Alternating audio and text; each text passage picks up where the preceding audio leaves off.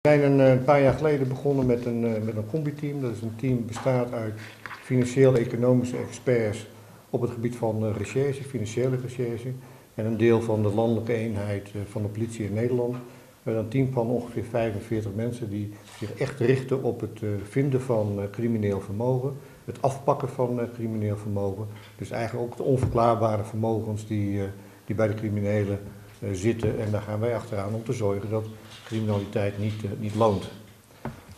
Dat doen we natuurlijk in Nederland, maar ja, het spreidt zich altijd uit, ook over de hele wereld, maar natuurlijk ook op de eilanden zoals hier.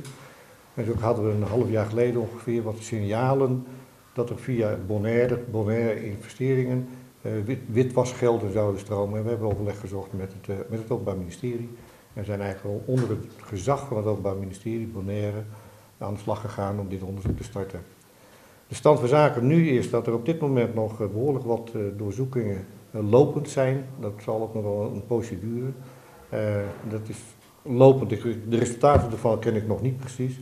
Dat blijft misschien eind van de dag nog wel, wordt dat wel helder. Er zijn ook in Nederland 2 doorzoekingen geweest, eigenlijk 3.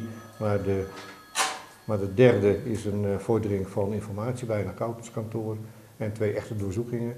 Er is eentje van afgerond, daar is administratie aangetroffen. De andere die zijn op dit moment ook nog lopend, want die lopen parallel aan de doorzoekingen die in Nederland en hier tegelijkertijd plaatsvinden. We zijn tegelijkertijd gestart met de doorzoekingen, dus het tijdverschil moest even overbrugd worden. Het is ook nog wel wat lastig, omdat het combi-team die werkt op dit moment hier op het eiland samen met KPCN in een volle samenwerking en met het RST.